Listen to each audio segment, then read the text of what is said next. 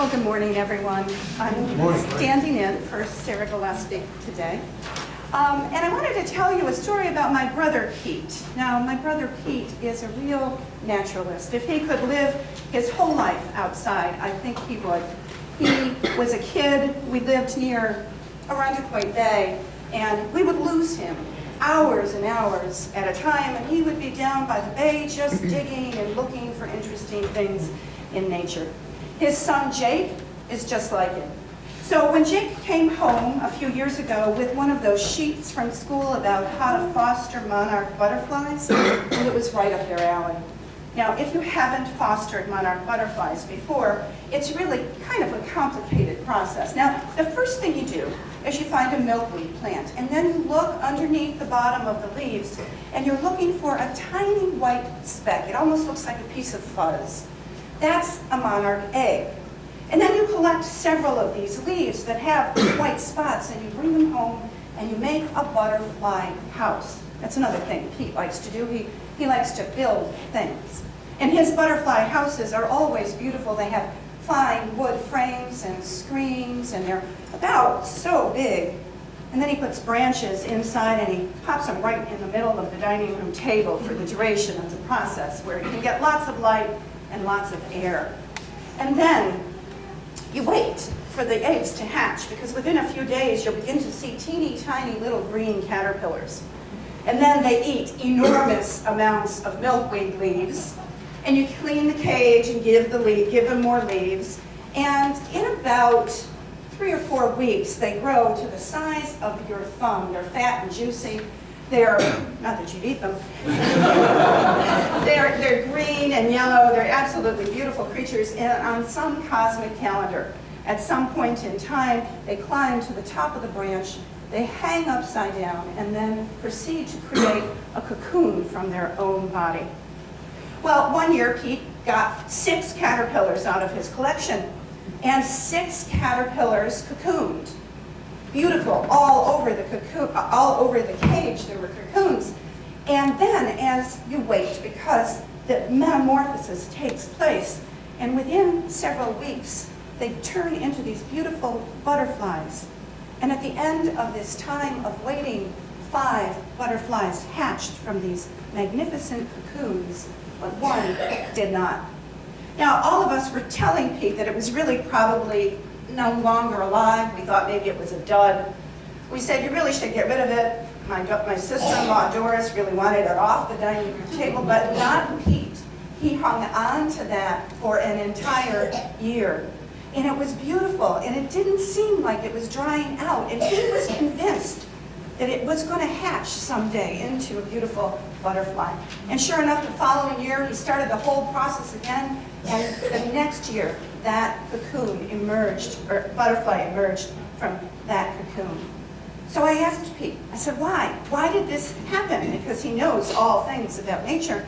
And he just looked at me, and he said, Tina, sometimes it takes longer for us to transform than we expect. And that, friends, is why we come to church, right?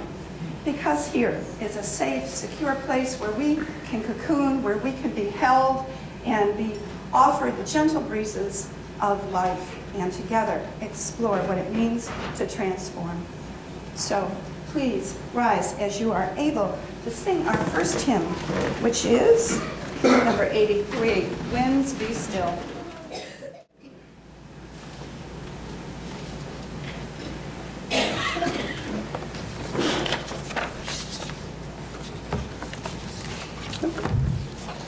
It's got to be right side up. It doesn't work that way. When I was a child, my favorite game show on TV was Let's Make a Deal. I watched it in the 1960s, and it wasn't until I researched this sermon that I realized it's still on TV. In fact, last week it was number 2 in the ratings for daytime TV. So if you're interested and you still haven't had a chance to catch it, the next episode is tomorrow on CBS. Now, in case you don't remember, or never really watched it, members of the audience dress up in these amazingly silly costumes and carry all kinds of props into the TV studio. The host of the show selects the contestants out of the audience, He offers them prizes and choices in exchange for their fancy get-ups. The tension and excitement happens when the contestants are caught in this amazing game of chance. Here, you can have $2,000 right now for what you're wearing, or you can have what's behind door number 1, right? Then it gets exciting because the game show host may give the contestant a glimpse of what's behind door number 2 or door number 3, an exotic place to travel to, or maybe a unique mode of transportation. And the contestant can choose what is known, $2,000, or what is unknown, whatever is behind door number 1, or what is hinted at behind door number 2 and 3. Now the door that is whatever behind number 1, that's the clincher here, because the contestant must decide with only a hint about what they're choosing. You never get to see what's behind door number 1 unless you choose it.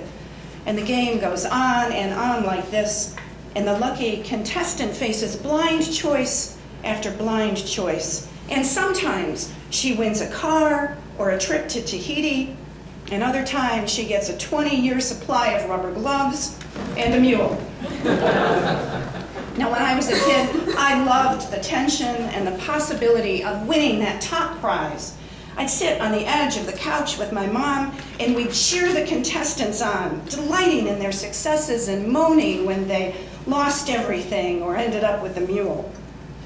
But then for a while, my mom wouldn't let me watch the show at all, because I started having this recurring dream. I'd be standing in the hallway, faced with all kinds of doors, unsure and paralyzed as to what door I should choose. I'd wake up frightened and calling for my parents and grateful that I was home safe in my bed. Now, as an adult, I think let's make a deal is a perfect metaphor for life. We come to the world with gifts. We build our life and then add a variety of costumes by our choices. We become teachers, doctors, farmers, engineers, parents, partners, and friends. We offer life our gifts. And then by circumstance, or chance, or loss, or tragedy, life shifts our focus, and we are faced with choices whose outcomes are uncertain at best. We stand in the hallway, looking at the doors in front of us, and sometimes we make a choice, and sometimes we just stand stuck in indecision. Life no longer serves us, but we're too frightened to choose the next stage. And while I'm not usually one for platitudes, I've come to truly believe that when one door closes, another opens. It's just damn tough in the hallway. We are a culture of quick decisions. When faced with life challenges and transitions, we often act because we believe that doing something is better than doing nothing. And yet I'm not really sure that's true. See, action that is not thoughtful and too quick may cause us to repeat unhealthy or useless patterns in our lives and prevent us from growing and essentially transforming who we are. Action that is too quick may stop us from the deep soul searching and soul tending that is necessary for the evolution of the heart. Perhaps the space between the doors, the hallway, is the most fertile ground for spiritual growth. Now, my opening words today were the inspiration for this sermon. See, I think the process of metamorphosis that a caterpillar goes through is so similar to the evolution of the human soul.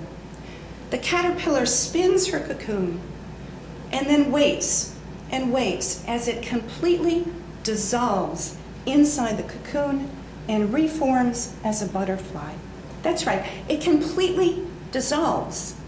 It's not a butterfly that is merely a caterpillar who grows wings.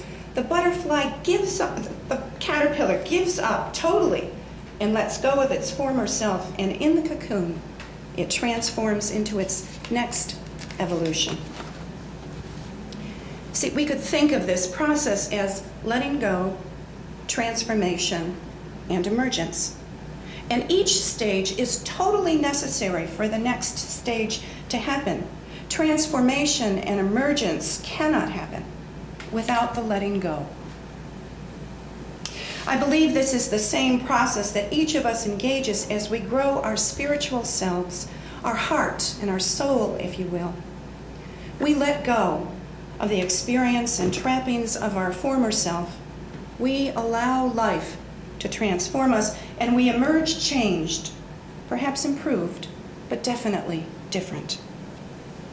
And I believe this evolution of self is not a one-time process, but a continuous spiraling cycle. We die and are reborn again and again in this life. By repeatedly entering into separation, transformation, and emergence, we are brought closer each time to our fullest potential, to our true self. Now, life offers us loads of impetus for this evolution. We grow developmentally, right? Sailing through life's stages. We let go of being a child in order to become an adult. We let go of being alone in order to become a couple. We let go of being self-focused in order to become a parent. And we let go of our profession in order to retire. These are all natural and expected evolutions. But in each case, there must be a period of letting go, a time in the hallway where the future is unclear and our choices seem daunting.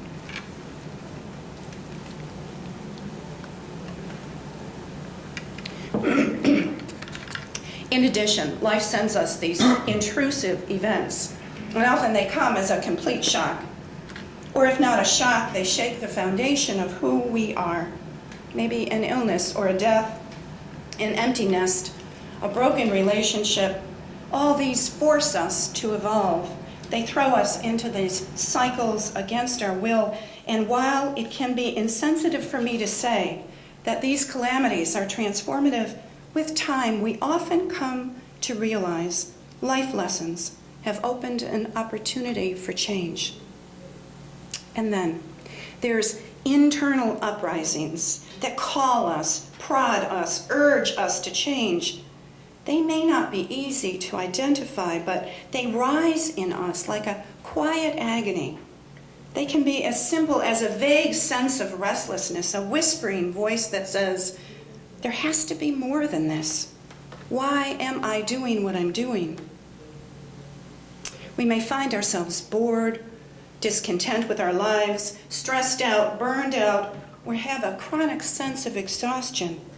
Our inner voice is desperately trying to tell us something.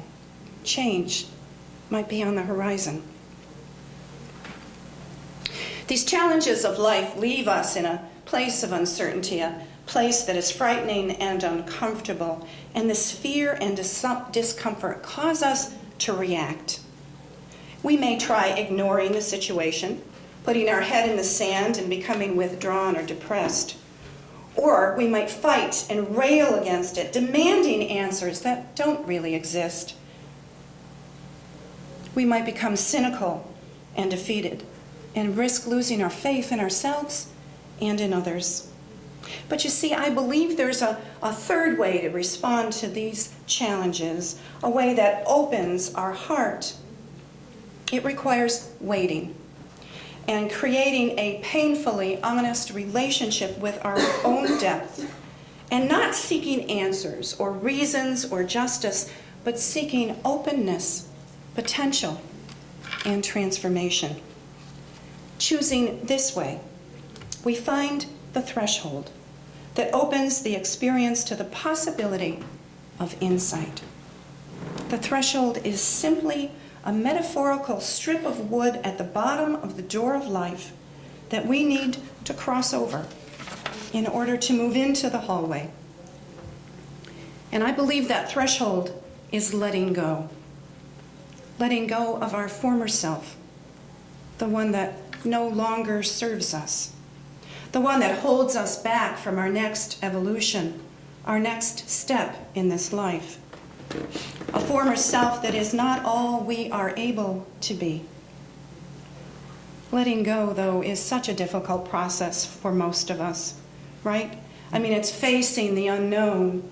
We may have a deep longing within us to know this new person that we are going to become, and at the same time, we need to burrow down into what is familiar and secure.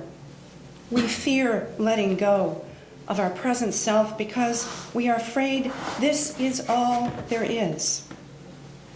We have to be willing to suffer slightly in this sense of surrender. Otherwise, we clutch at what is comfortable and ignore what is possible. I think it's this clutching, this clinging that actually causes our soul to shrink.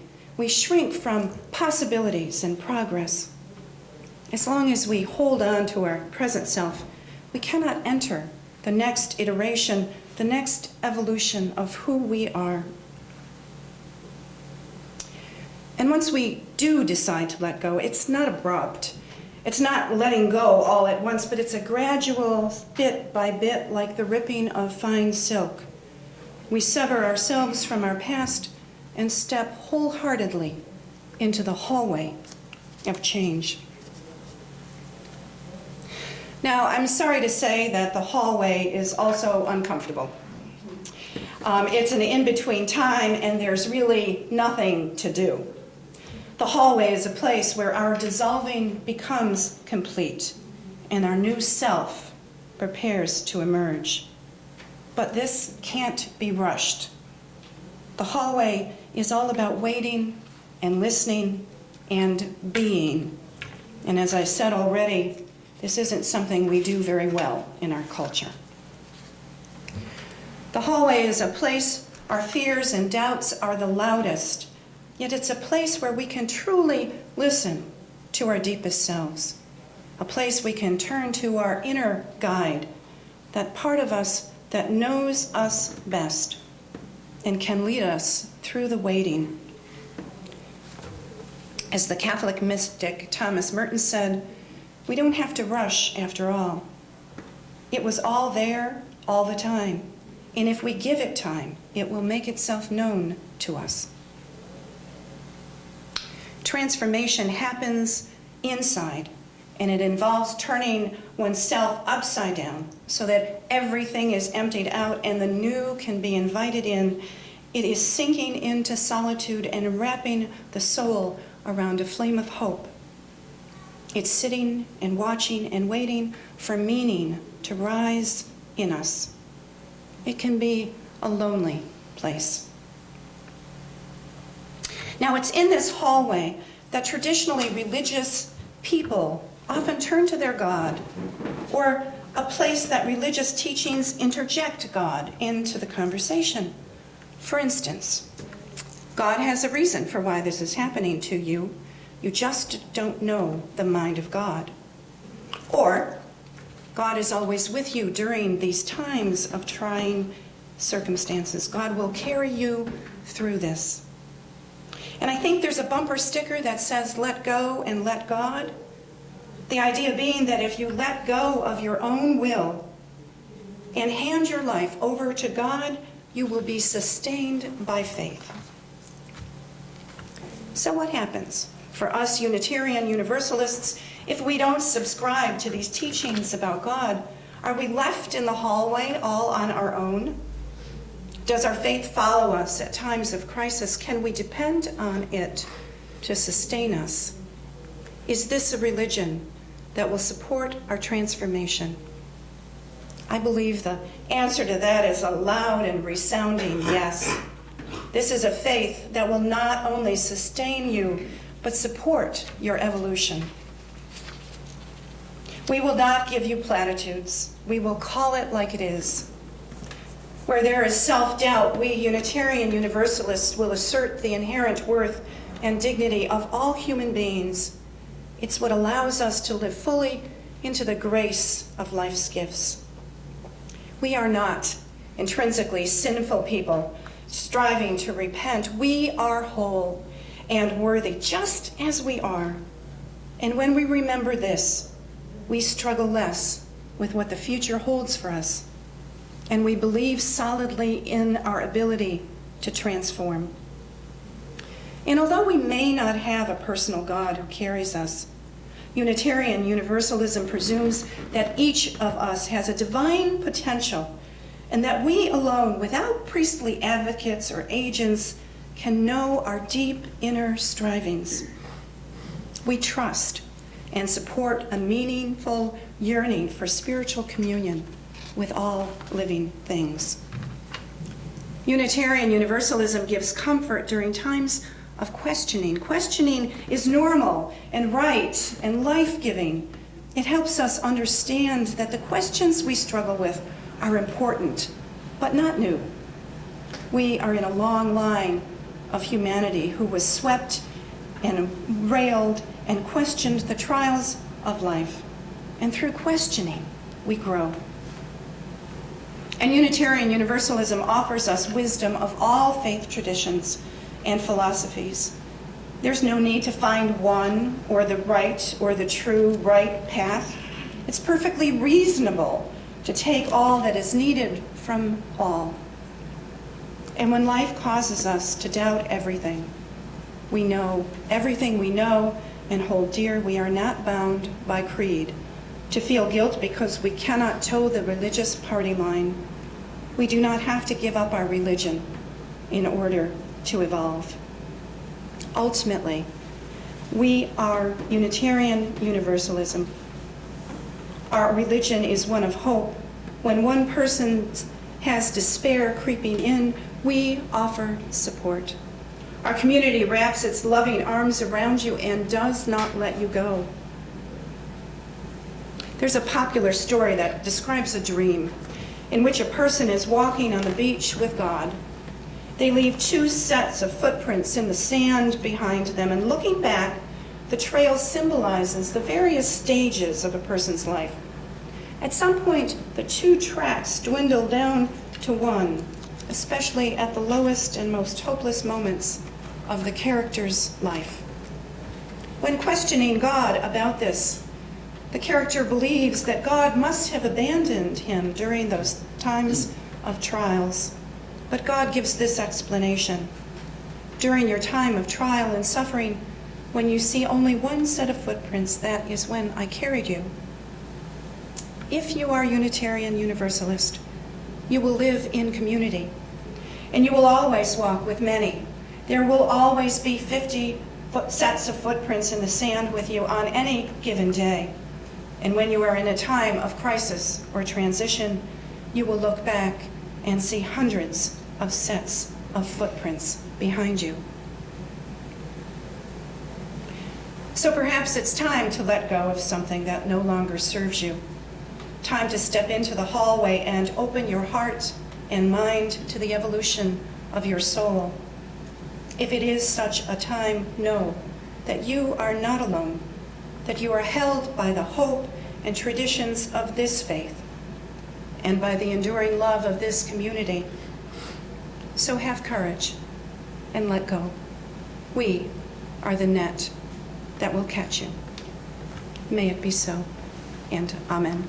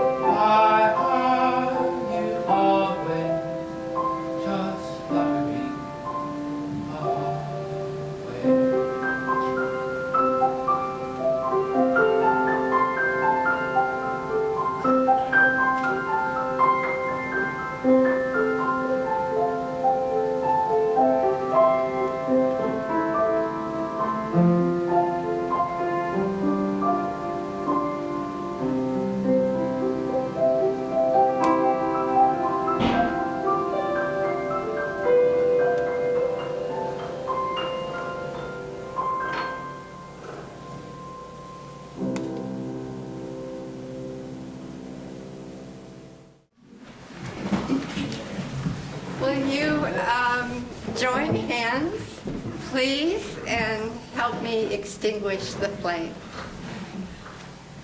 We extinguish this flame, but not the light of truth, the warmth of community, or the fire of commitment.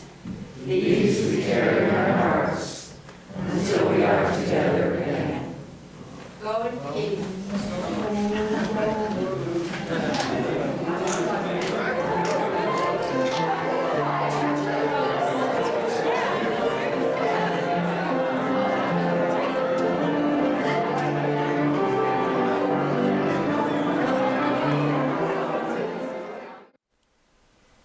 Join us for worship every Sunday at 10 a.m.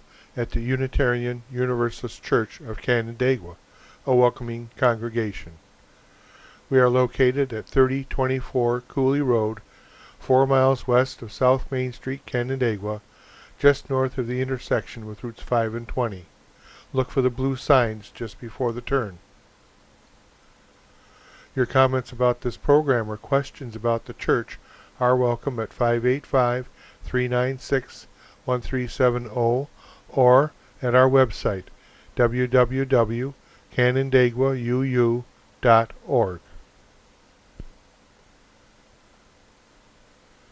Producer and editor, Daniel Brigham.